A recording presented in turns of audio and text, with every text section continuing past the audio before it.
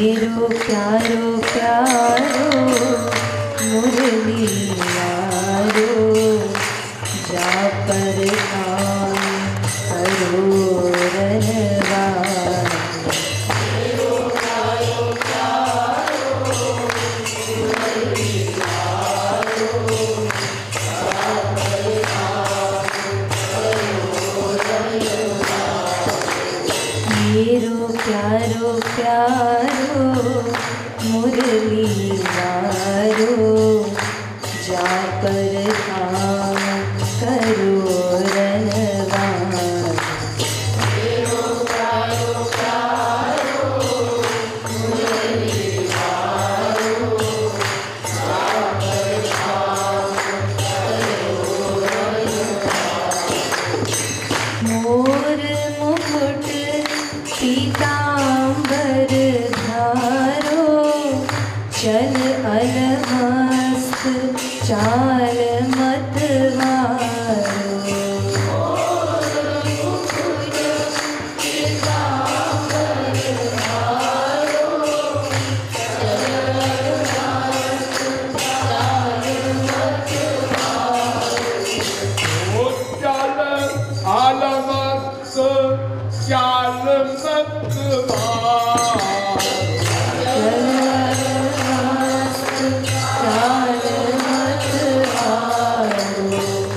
चल अलमस्त चाल मतवारो।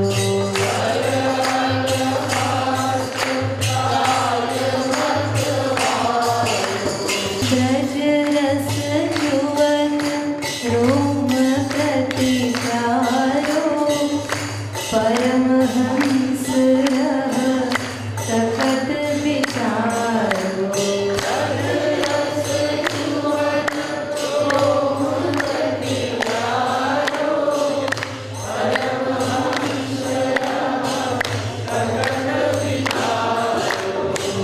परमहंस रह तखत विचारो।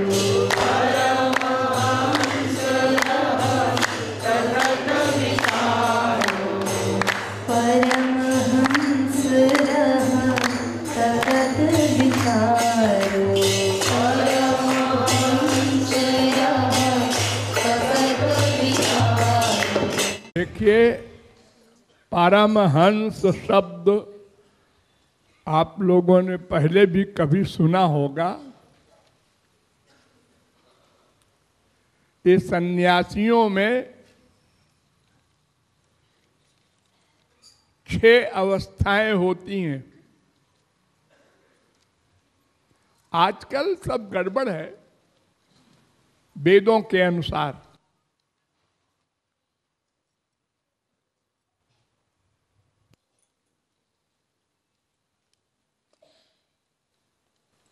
तो चौथी अवस्था है परमहंस की। पहली अवस्था का नाम कुटीचक, दूसरी अवस्था का नाम बहुदक, तीसरी अवस्था का नाम हंस, चौथी अवस्था का नाम परमहंस, पांचवी अवस्था का नाम तुरीयातीत, छठी अवस्था का नाम अवधूत। तो परमहंस अवस्था का मतलब होता है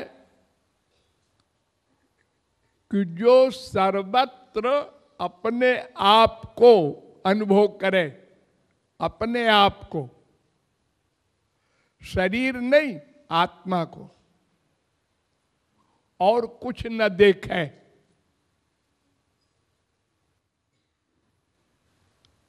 सुखदेव परमहंस मां के पेट में 12 साल तक रहे।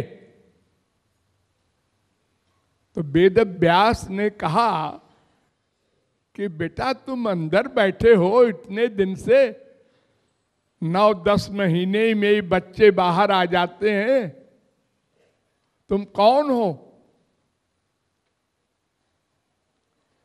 तो सुखदेव ने कहा अनंत शरीर धारण कर चुके हम, क्या बतावें कौन है। अच्छा ठीक है, ये वेदांत मत झाड़ो, ये तुम बाहर आओ। नहीं, मैं बाहर नहीं आऊंगा, क्योंकि बाहर आते ही लोगों को माया लग जाती है। लोग भूल जाते हैं मैं कौन हूं।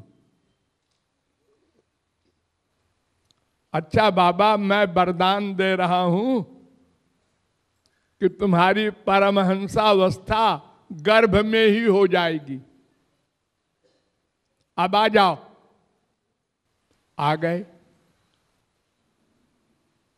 आते ही चल दिए। कहां जा रहे पता नहीं। परमहंस न किसी की बात सुनता है, न सूंघता है, न देखता है, न रस लेता है, न स्पर्श करता है। वो अवस्था होती है। और जब चले तो पीछे पीछे वेद व्यास भी चले। यम प्रव्रजन्तमनुपेतमपेत कृत्यम द्वैपायनो विरह कातर आजुहाव। इतना सुंदर बालक कभी देखा नहीं वेद व्यास ने। ठाकुर जी के रंग का। वो ऐसे मोहित हुए कि सुखदेव के पीछे पीछे चल पड़े और आवाज देते हुए पुत्र पुत्र। लेकिन कौन सुने, वो तो परमहंसावस्था में थे। कुछ दूर जाने के बाद एक जगह देवांगनाएं, स्वर्ग की अप्सराएं नंगी स्नान कर रही थी। तो सुखदेव जी जब गए तो उन लोगों ने कपड़े नहीं पहने, और जब वेदव्यास पहुंचे तो सब कपड़ा पहनने लगी। तो वेदव्यास को गुस्सा आ गया। उन्होंने कहा मैं बूढ़ा, मेरे लिए पर्दा हो रहा है, चौड़ा लो। और मेरे बेटे के लिए पर्दा नहीं हुआ, और तुम नंगी स्नान कर रही हो। मालूम है वरुण का अपमान है, मरने के बाद दंड मिलेगा। तो उन्होंने कहा पिताजी जवाब दूं? हाँ बोल बोल, क्या जवाब देगी?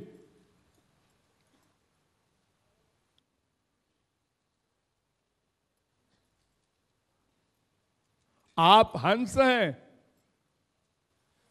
वो परमहंस है। ये हंस और परमहंस में क्या भेद होता है? हंस सब कुछ देखता, सुनता, सूंघता, रस लेता, स्पर्श करता है, लेकिन अटैचमेंट कहीं नहीं। कुरूप भी देखा, स्वरूप भी देखा, सब देखता है, जानता है, लेकिन अटैचमेंट अपनी आत्मा में। ये मायातीत होता है हंस। और परमहंस कुछ देखते ही नहीं अपने सिवा। तो पिताजी आपने हमको स्त्री रूप में देखा, नंगी स्त्री के रूप में देखा ना, तभी तो डांटा। और आपका जो बेटा गया तो उसने सब तरफ देखा, लेकिन एक सी दृष्टि रही। पुरुष भी, स्त्री भी, कंकड़ पत्थर, वृक्ष, सब एक से। आंख में परिवर्तन नहीं हुआ।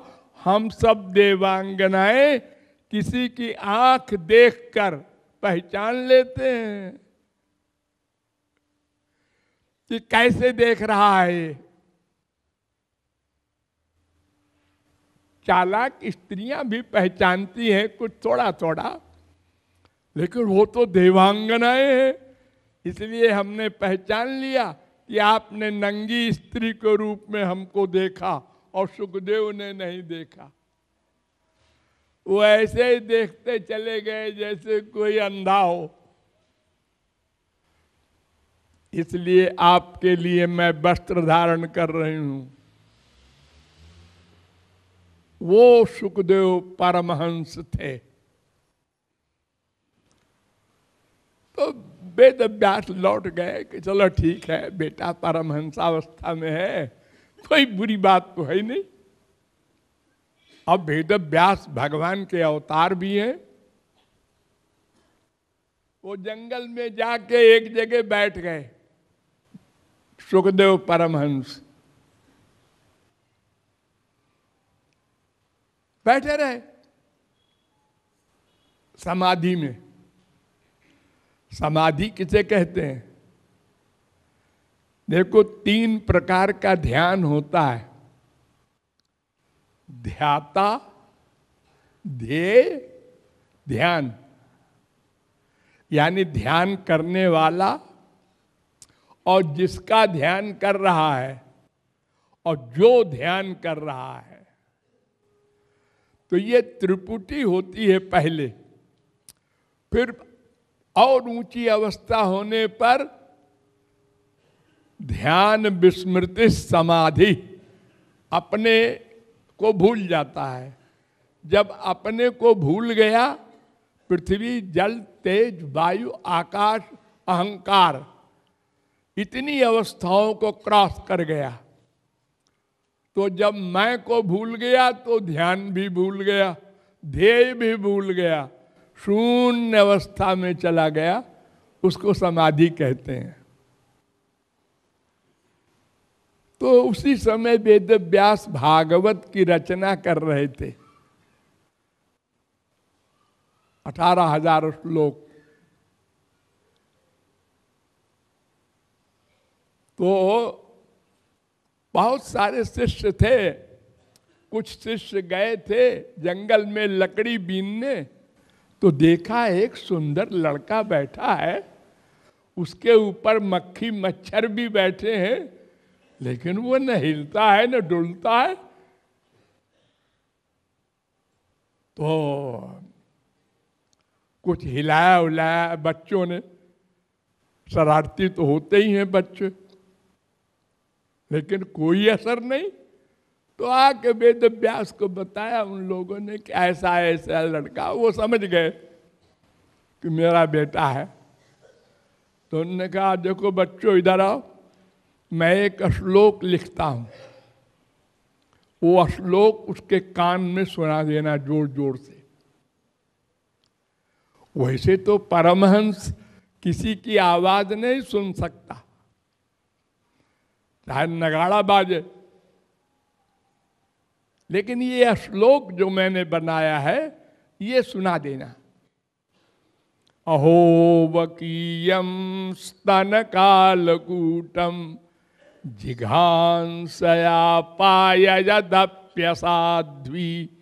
लेभे गतिम धातृचिताम ततोन्यम कंबाशया दयालुम शरणम ब्रजेम। भागवत 3:2-23। इसका मतलब ये है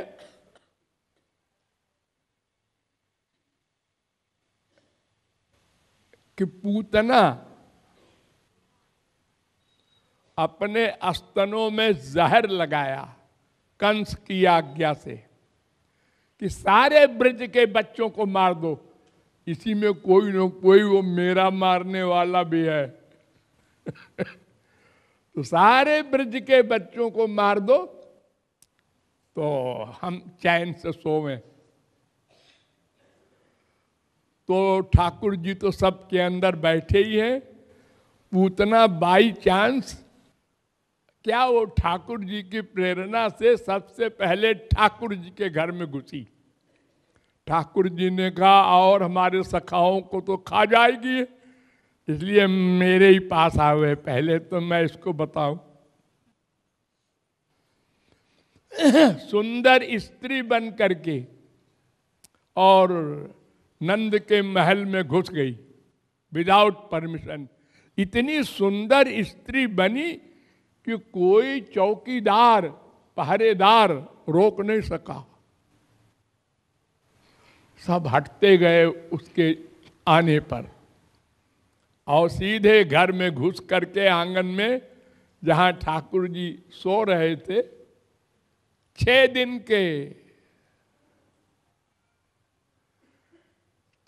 के थे ठाकुर जी,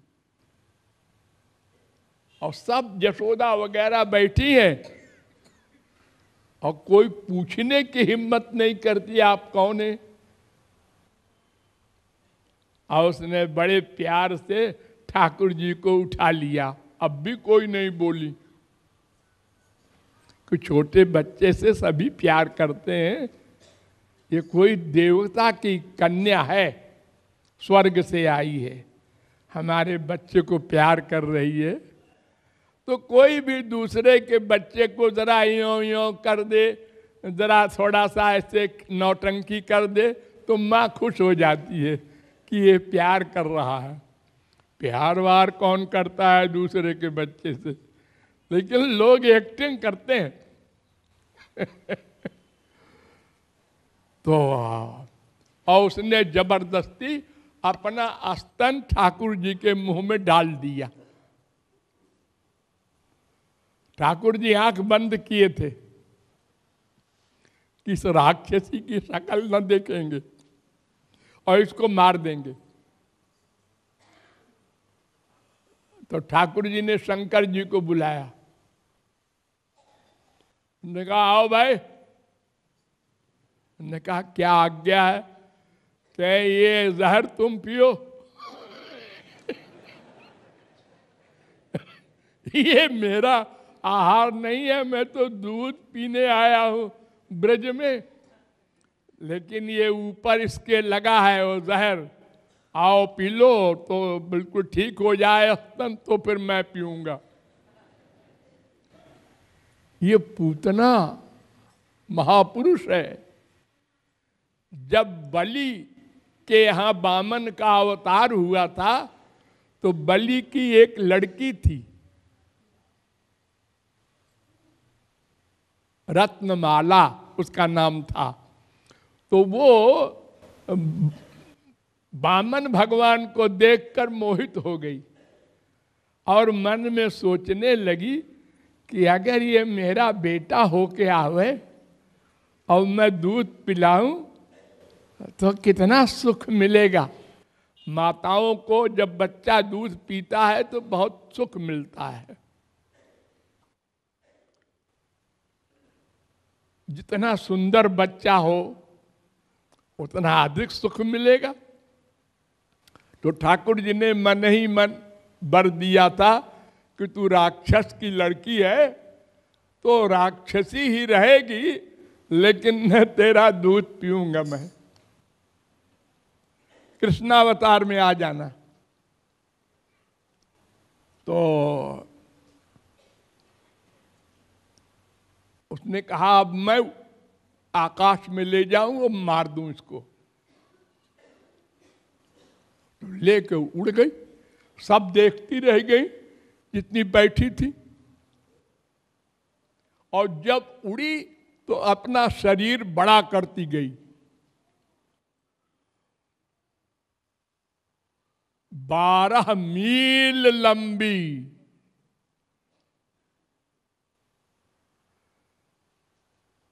12 मील लंबी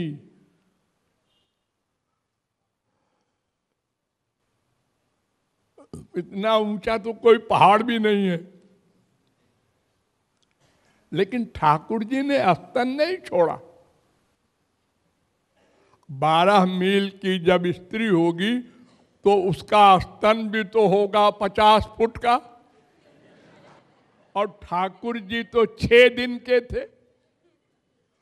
अब 6 दिन का बच्चा इतना बड़ा स्तन संभाले और आकाश में उड़ी जा रही है वो। लेकिन ठाकुर जी तो ठाकुर जी है, उन्होंने नहीं छोड़ा। और दबाया बड़े जोर से। अरे 6 दिन का बच्चा क्या दबाएगा भला, लेकिन वो इतनी बलवती पूतना चिल्लाई, अरे छोड़ मुंच मुंचाल, अरे छोड़ दे छोकरे छोड़ दे। मैं नहीं छोड़ूंगा, अपने लोक में ले जाऊंगा तुझको। जब आकाश में जोर से दबाया तो वो ऊपर को जाना बंद हो गया उसका, बेचारी का, तो वो मूर्छित हो गई और गिरी, और 12 मील के सब पेड़ गिर गए, इतनी वजन उसमें था।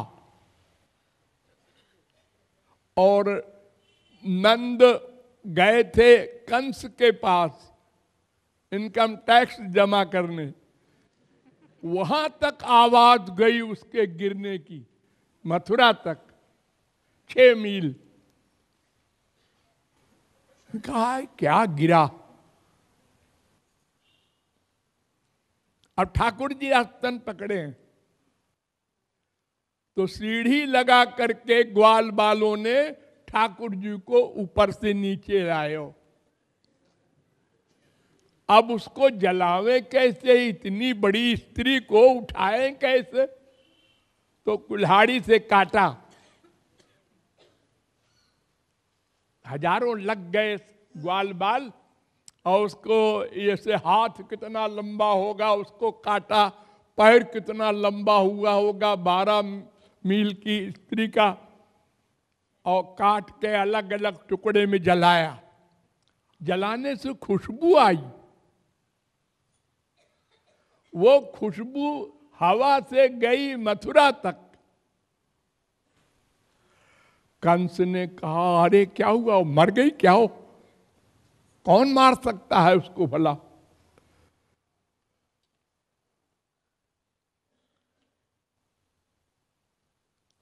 तो ये श्लोक कि भगवान ने जहर पिलाने वाली को भी गोलोक दे दिया, इतने दयालु हैं, ये श्लोक जब कान में सुनाया सुखदेव परमहंस के तो आंख खोल दिया। बच्चों तुम कहां से आए हो? मैं गुरु जी के पास पढ़ता हूं। कौन है तुम्हारे गुरु जी? वेद व्यास जी। ओ अरे वो तो मेरे पिता है। चलो,